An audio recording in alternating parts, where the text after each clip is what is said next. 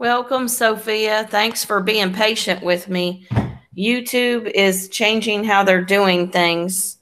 So I had to get it figured out. They're trying a beta version of something new. That's okay.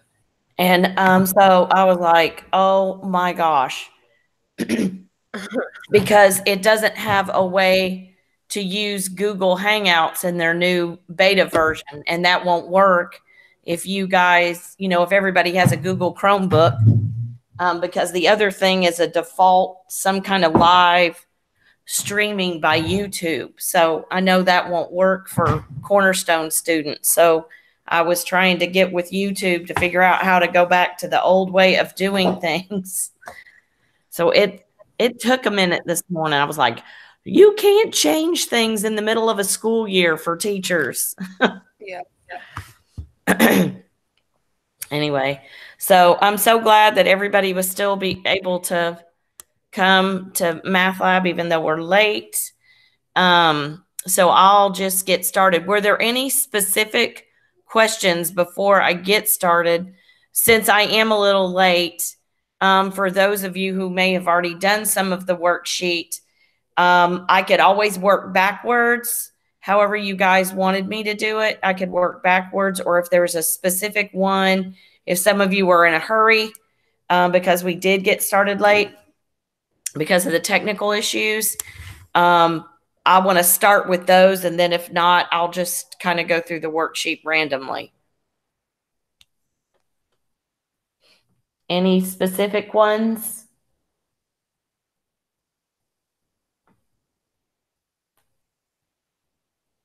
All right, then I'm just going to start at 1.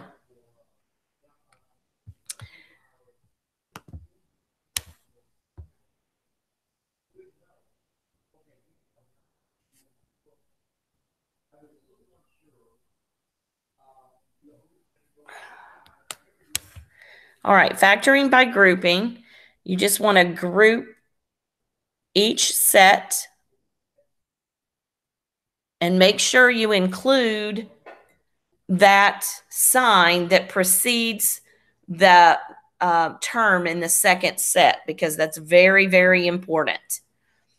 So then you look for the greatest common factor, just like I said in class yesterday, the biggest, smallest thing. So in that first set, there each has an X, and the biggest, smallest thing is X squared. So if I take an X squared out of an X cubed, that'll leave me an X. And if I divide X squared by X squared, that's a 1, because anything divided by itself is 1. And then in the second set here, I can take out a positive 2, and that's going to leave me X plus 1. So we have matching blobs or matching factors. That matching factor is X plus 1. And then if I factor out an X plus 1 here, it leaves me with an X squared. And if I factor out an X plus 1 here, it leaves me with a plus 2. So my final answer is X plus 1 times X squared plus 2. On this second one, we'll divide each into a set of 2. And Miss Sparks accidentally left out that sign. And in the first part, I can factor out a 9y squared. So there's a 9. The factor that is contained in each of them, the biggest factor is 9 and then y squared.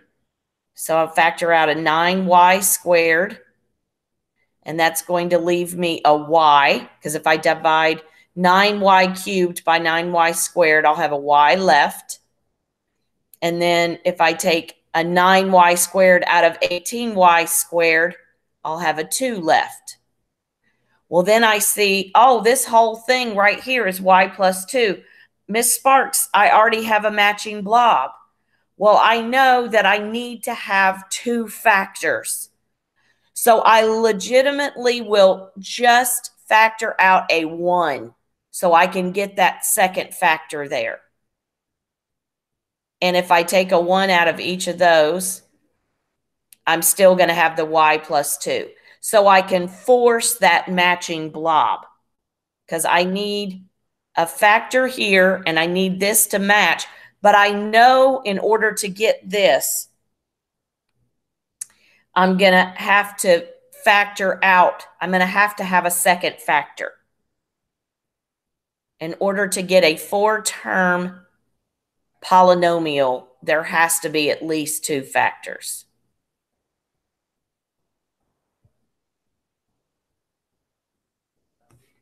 So if you come to a situation like that, that's how you'll handle that. That was kind of a weird one on the homework. And did we have one like that on the worksheet yesterday? I can't remember. I didn't think we did, but maybe we did. Yeah, I think there was one. Okay, good. Because I don't really like to give homework problems where there isn't an example. Thanks, Sophia. Okay, so we're looking for the greatest common factor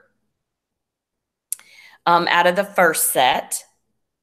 And so that's going to be a 3x squared because I know 3 will go into both 3 and 15. And then of the variables, x squared is the biggest that we can pull out of each of the terms. So if I pull out a 3x squared out of that first term, it's going to leave me an x. And if I pull out a 3x squared out of that second term, it's going to leave me a 5. So now on this second one, I'm looking for the greatest common factor out of negative 2x and a positive 10. But I know I want to have a matching common binomial here, or a matching binomial, or a common blob. So I'm going to factor out a negative 2. And that's going to give me x. If I take out a negative 2 out of a positive 10, that would be negative 5. So that helps me create that matching blob, or that common binomial.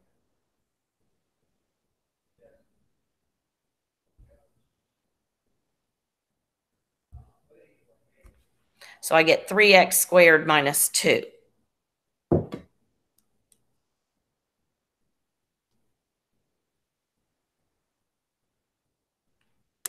Number 4.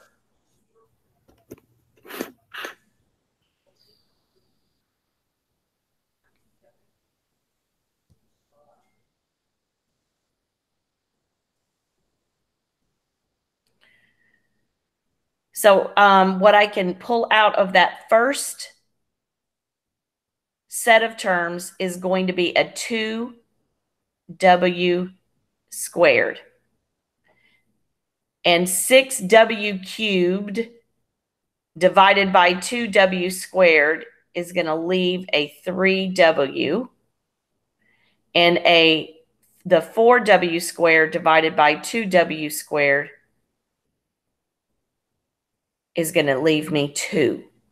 And then we have that same situation that we had on number 2.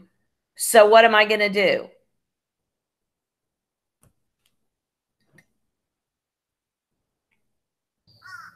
Pull out a 1. Good job, Sophia.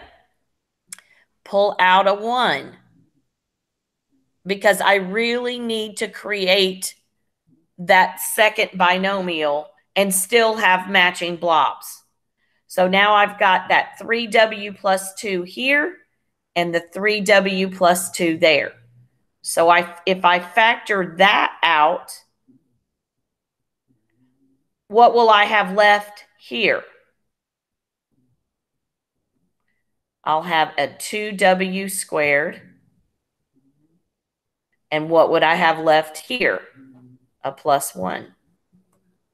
So that's how you get your two factors. And that's what you're looking for. When you have a four-term polynomial, you more than likely will end up with two. And in these cases, for our purposes today, you will end up with two factors. So, and that's why you want to get that matching blob, because then you'll factor that out. Okay, you want to divide your four terms into a set of two sets of two, and then you'll factor out an x squared out of this first set, leaving you with an x plus 4. And then this second set, I will factor out a 2, leaving you with an x plus 4. And yay, matching blobs. So x plus 4, that's the matching. And then x squared plus 2.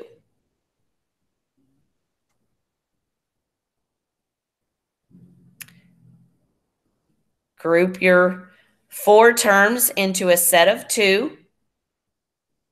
Look for the greatest common factor in each set. That in that first set, that's going to be a 2a squared. And when I factor a 2a squared out of 10a cubed, I'm going to be left with 5a. And if I factor out a 2a squared out of 4, I'm going to be left with 2. And once again, I have that same situation like I had in numbers 2 and 4.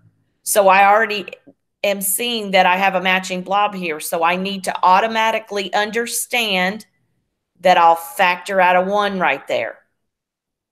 And then that's going to be 5a plus 2. That will create for me the two factors that I need to complete this problem.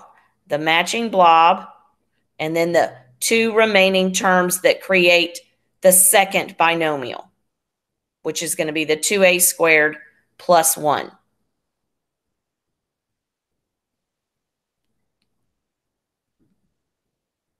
How we doing, guys? Is this starting to make some more sense? Yeah, I'm getting the hang of it. Okay, good. I love that. It's becoming much easier now. Good. Just takes a lot of practice. All right, now first thing we do is section off the four terms in our polynomial into two sets of two. And then we look for our greatest common factor in that first set. And that's going to be a 7k squared. And if I take a 7k squared out of 7k cubed, that will leave just a k.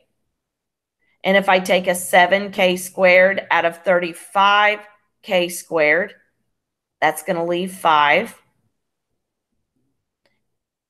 And the greatest common factor in the second grouping is going to be a positive 6. Make sure you keep those signs in there. And if I take a positive 6 out of 6k, that's going to leave a k. And if I take a 6 out of negative 30, that's going to leave a negative 5. So now I have the matching blobs, or the common binomial, like the note said. And if I factor out that common binomial, in this first set, I have 7k squared left. And here on the second part, I've got a positive 6 left. So that creates the second binomial. Number 8, set up your grouping, sectioning off the four terms into two sets of two. And what is the greatest common factor in that first set? I'm going to let y'all start helping me now. 2m squared. 2m squared. Good job, Sophia. So what would I have left? M M minus 3. Yeah, both of you got it. Good job, ladies. Good job. Okay, so now what am I going to factor out of that second set? 3. Yeah, -3. Good job. -3. Because you want to make sure that we get that m minus 3. If I take a -3 out of -3m, it's going to leave a positive m. But if I take a -3 out of +9, it's going to leave that -3. Because you want that second binomial or the second blob to match. So now we factor out the m minus 3. And that's going to leave me with what?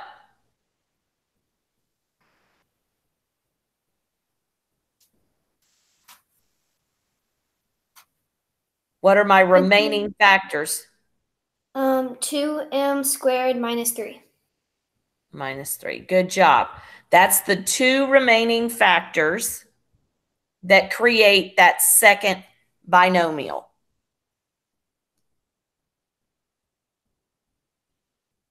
Mary Faith and Sophia, y'all have got it down. Good job. Okay, factor or group your 4-term polynomial into 2 sets of 2. And then look at your first set. And what is the greatest common factor?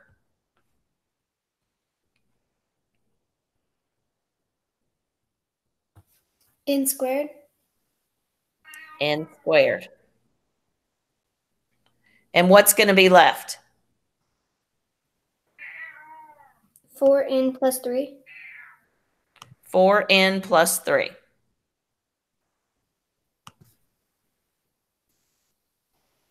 Good job. Now, what do I do next? My blobs already kind of match. This one kind of already matched that. So what do I do? Make it a 1. Make it a 1. Good job, Sophia. So then if I take out a 1, that's 4n plus 3. The point of that is to create matching blobs plus, so you got your matching blob, plus create 2 terms that will make up that second binomial. That's the purpose of all of that. Of pulling out that 1. You need to have a 2-term or a common two common binomials. 2 factors need to come out. So you really need to remember that 1. So everybody else in Math Lab, just because Sophia is not going to be there to remind you to pull out that 1, you'll have to remember on your own.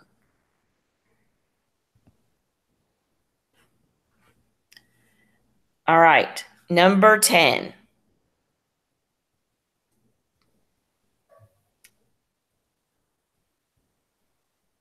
Section off your 4 terms. And then pick out your greatest common factor out of the first set. And what would that be?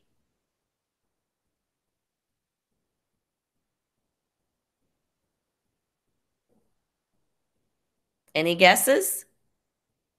What do both of them contain? They both contain numbers. Can you reduce one of those numbers? Like, is there something that 10 and 2 have in common?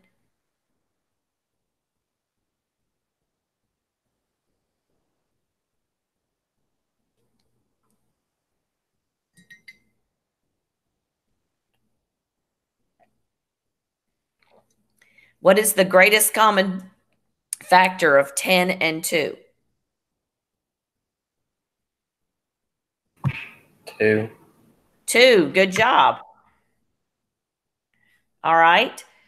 Do both of them contain a similar letter or variable?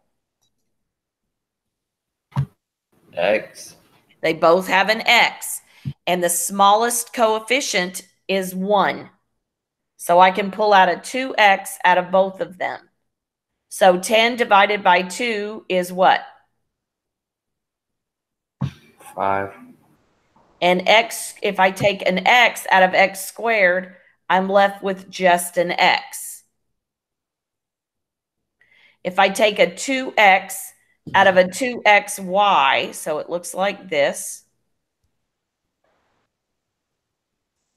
what's left?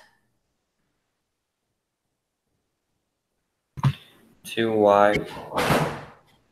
Well, oops, I didn't cross out that 2 very good, but that 2 is canceled out too. Sorry.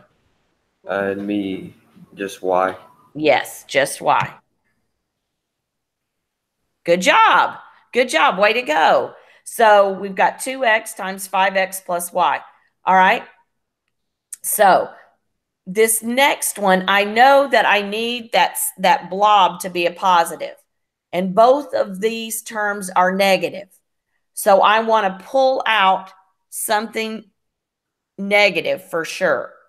So what terms do they have in common?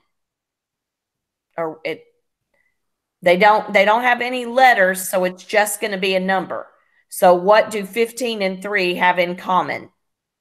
3. 3. Good job. So I'm going to pull out a negative 3. And negative 15x divided by 3 is going to leave me a positive 5x. And negative 3y divided by negative 3 is a positive y. So I have matching blobs. So if I factor out the matching blob, which is 5x plus y, it leaves me with 2x minus 3. So my second binomial is 3x minus 3. I mean 2x minus 3.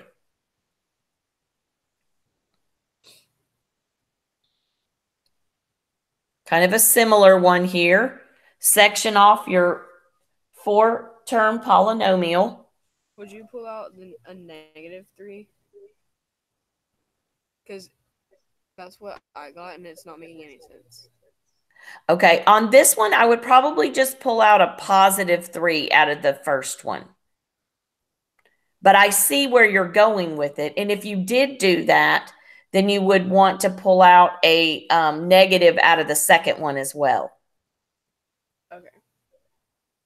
But I do see where you're going with it. But a lot of times in that first term, I really like how you're thinking. In that first term, if you can pull out a positive, if it's at all possible in that first term, try to. So sometimes it's not. I think we actually had one yesterday where we couldn't. But it was in that challenge section at the very bottom that we did in class, and it was all letters. So sometimes you actually have to, but if your leading coefficient is positive, you usually won't have to. But in this case, you probably pulled out like a negative 3x. So let's just try a positive 3x and see what happens. So we do a 3x and take it out of 9x squared, and that's going to leave us a 3x. And a 3x out of 3xy, that's going to leave us a minus y. And then in our second set, let's pull out a positive 3 or a positive 2. And that's going to leave us a 3x minus y. So a lot of times, Sophia, when you're kind of trying to force the issue of pulling out a negative, it will more than likely happen in that second set. But I'm so glad that you're really aware of needing to do it occasionally, because that is probably the area that students get tripped up the most. So that's awesome that you're already thinking that way. So we've got our matching blobs. So that's 3x minus y is our matching blob. And then 3x plus 2 is what's left when you factor out the matching blob or the matching or the common binomial. That's the technical term for matching blob, common binomial. All right, number 12, sectioning off the 4-term polynomial into 2 sets of 2. We want to look. I'm sorry? Are you not gonna rearrange them? Oh, that's a good idea. I could. Did you rearrange these? I haven't done this one yet. Oh, okay. I mean, you definitely could. And I can see why you would want to like take that 12a squared and put it with the 8a. Yeah. All right, let's do that. Would you get the same answer? Yeah, you would. As a matter of fact, I think we should try it both ways just because we're in math lab. But I like the fact that you looked at it and you already thought about rearranging it. Sometimes you honestly are forced to. On this particular one, we wouldn't have been just because there would be a common factor in both. But your way of thinking is probably better. So we got 12a squared, and I'm thinking that you were thinking, let's move that 8a closer. And let's put the b's together. So good job. And now let's group them. Yesterday on the challenge problems that we had in class, one of them you had to actually move them around because there wasn't anything in common. In this particular one, there was, but I don't know how the rest of them will work out from here on out. So in that first set, we know we can pull out, it looks like a 4a. And that would leave us with 3a minus 2. And then on this over here, we could pull out a 5b, a negative 5b, which would leave us 3a. Why wouldn't we do positive 5? Minus 2. Well, because I know that, great question. I know that I wanted that 3a to be positive because I wanted it to match this. Because I'm always trying to match that blob. Remember in class yesterday, I said, if you don't get the matching blob or the common binomial, you've done something wrong, so start over.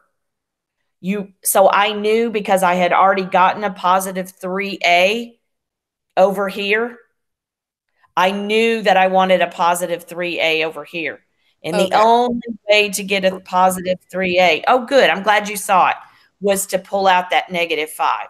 So kind of once you get this first binomial over here, you know you're working to get a matching one over here. That's kind of the goal. And so because you want to factor that out. So we'll factor out the matching binomial or the matching blob. And then you're left with 4a minus 5b.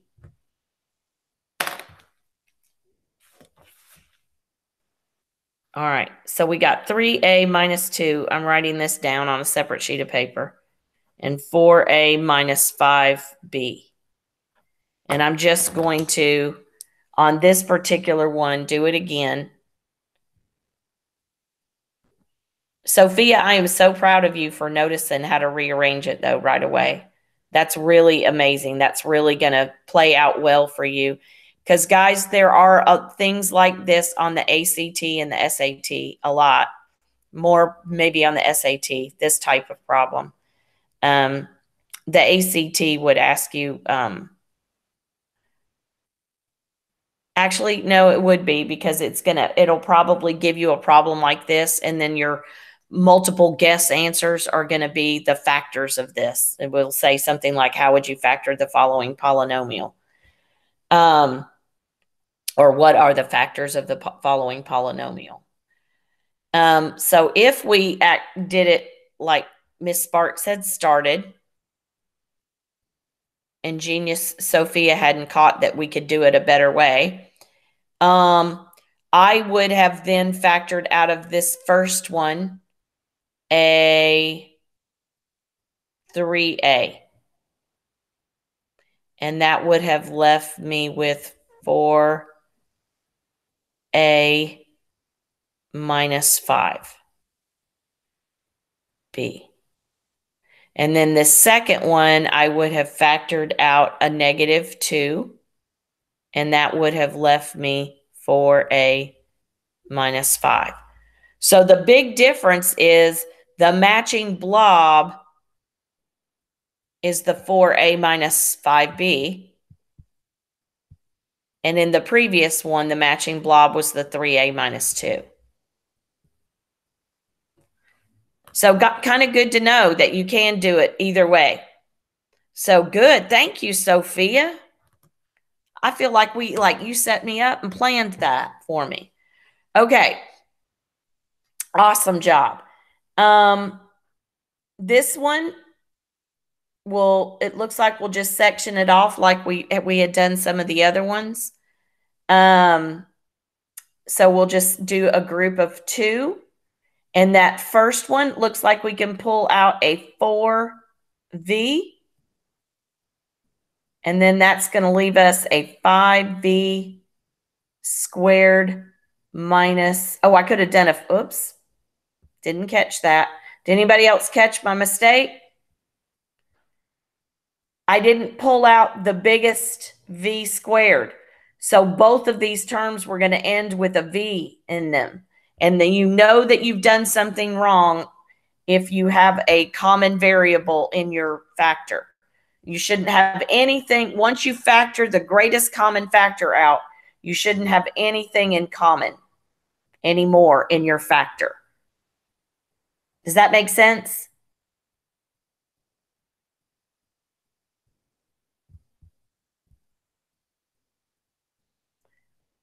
So the common blob is 5v minus 2. And that leaves me with a 4v squared plus 3.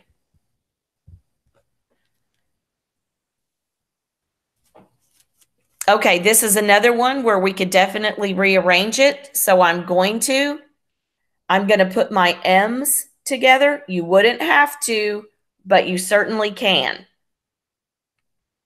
I'm going to put my m's together and rewrite it.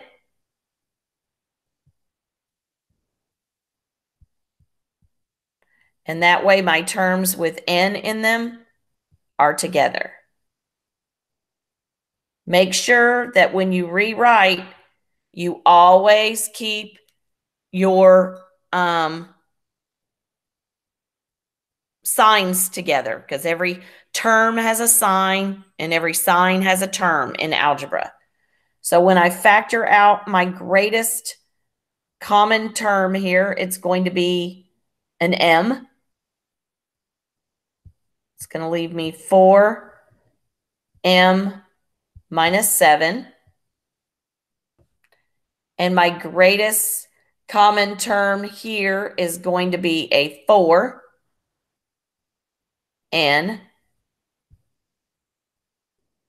So that's going to leave me 4m minus 7. So my final answer, which I wrote so big, I'm going to actually, is going to be m minus 4n. And then 4m minus 7. Can y'all see that okay?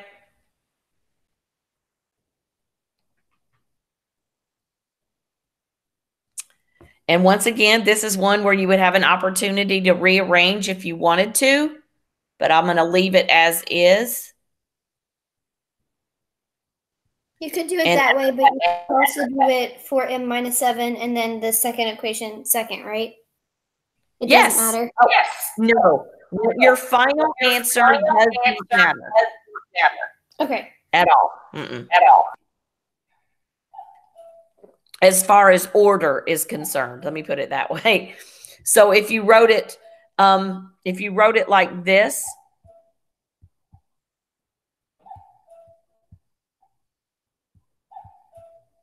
it's perfectly fine, because these are really two binomials being multiplied to each other, next to each other, and multiplication is a commutative and associative property. So it doesn't matter which one comes first and which one comes second. They can be moved or commuted around, and that kind of thing. It's a commutative property. Okay, so number 15, the greatest common factor that you can pull from that first set is going to be an x squared, which would leave you a 2x plus y. And the greatest common factor, this is one where Sophia probably would notice. I think I'm going to pull out a negative right away because both terms are negative. So I'm going to pull out a -3.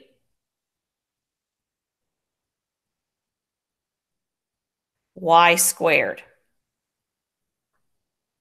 And that's going to leave me with a positive 2x plus y. Once again, confirming I've got matching blobs or a common binomial that I can factor out. And that's 2x plus y. And then x squared minus 3y squared.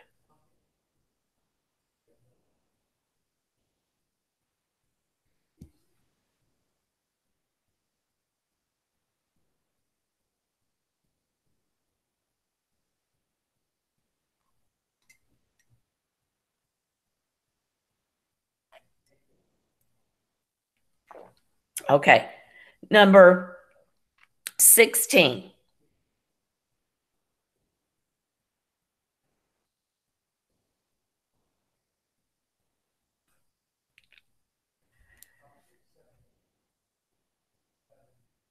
So this first one, I'm going to pull out a 4a squared. And what will that leave me? I'm going to have y'all help me out a little bit more on these last ones. If I take a 4a squared out of a 12a cubed, what am I left with? 3a. 3a, good job. And if I take a 4a squared out of a 4a squared, what am I left with?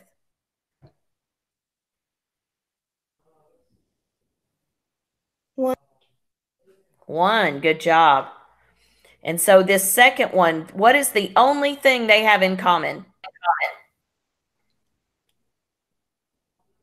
In that second set of parentheses. Shut up. B. Oh, sorry. It is a B. I was talking to the neighbor's dog. I completely understand. That's usually what I'm telling my own dogs. So if I factor out a B out of the first term, I'm going to be left with 3a. And if I factor a B out of a B, what am I left with?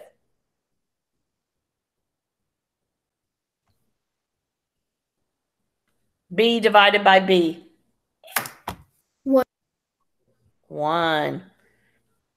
Good job. So I have a common binomial, matching blob, 3a plus 1,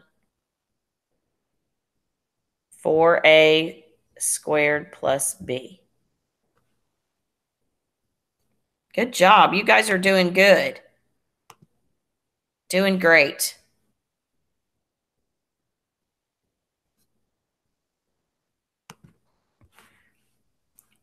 Okay, this is one that you could rearrange if you wanted to, but it will work for sure if you do it this way.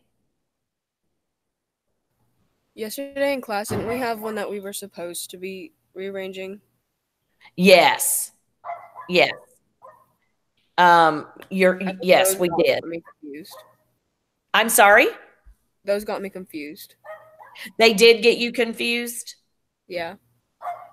Well, and I do see where it would be. I think the point of those is to let you know that if you approach one of these problems and you see something that you think is more factorable than another, that you have the, math doesn't always give you like complete poetic license, but every now and then if you work within the rules that you're given, which basically is just to make sure if you move terms around within a polynomial, the basic thing that you need to remember is that those signs that precede it need to go with it. So if you're going to move it somewhere within the same side of an equal sign, these are only expressions, so there is no equal sign.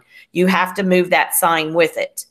And if you move it to, if this were an equation and there was an equal sign in it, that when you move it to the other side, you have to give it the opposite sign.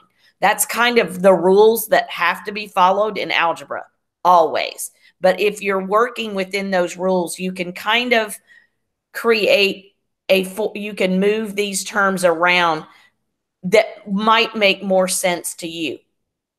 Like Sophia, in number 14, I moved it around so that the M's were together. But you might have already looked at that problem and said, Miss Sparks, that wouldn't make any sense to me because when I see 4 and 16, I automatically know that I can pull a 4 out, and that would have been easier for me. So I would have never moved that one around. So, and that's just fine. This is the whole point of those last 4 was to let you know that you can move them around if something makes more sense to you. But you wouldn't always. I think there was only one of the 4 that you almost had to move it around.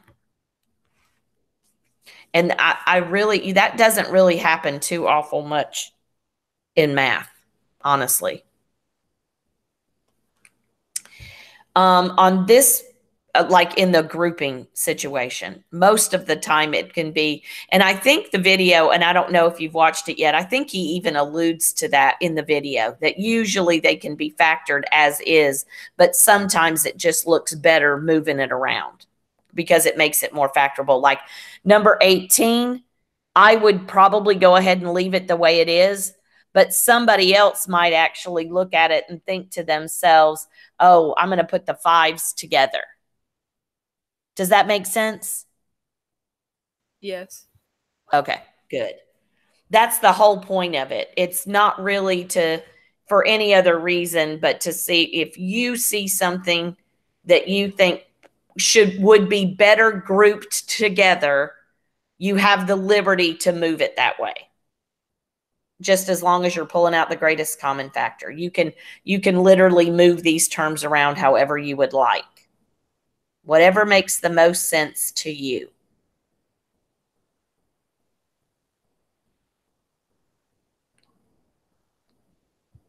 Whoops. I forgot to write my sign.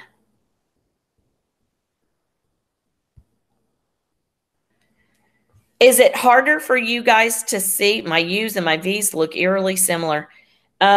Is it harder for you guys to see it when it's just letters?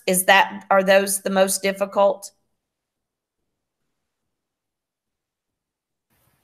Just remember just remember on these, just look for exponents. Look for that highest. Once you get them grouped, be like, okay, where is there a matching? Like in that first set on number 17, where is there a matching variable? Well, both terms have a U in them, but they don't both have a V. So I can't pull a V out. But since both terms have a U in them, I want to look for the U that has the highest or the lowest exponent. And the one with the lowest exponent is the 2. So that's where I was able to pull out the U2.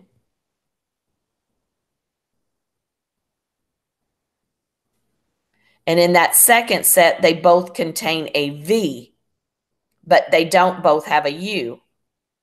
So the V with the lowest exponent, because it's the biggest, smallest thing, or the smallest, biggest thing, one of the two. And then that common binomial was the U minus V. So on this last one, if I group it this way, what's the greatest common factor in the first set of parentheses? X squared. Good job, x squared. And so then what if I take an x squared out of 5x squared y, what's left? 5y minus 1. 5y minus 1. Good job. So that looks like we already have a matching. So this is where you rock, Sophia. What am I going to pull out? A 1. Yes, good job. Because I need to create that second factor, so I have to pull out that 1. Good job. So that really, we did the whole homework together. How is everybody feeling about this? And notice, Much better. It makes a lot more sense. good job. I'm so glad to hear that. That's awesome. And once again, I want to reiterate the fact that this 5y minus 1 right here, this right here could have been written either way. Either way. Both of these are correct. Either one. Doesn't matter which binomial goes first.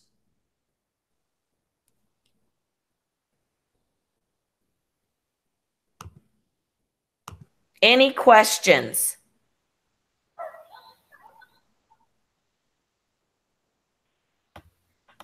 No, ma'am.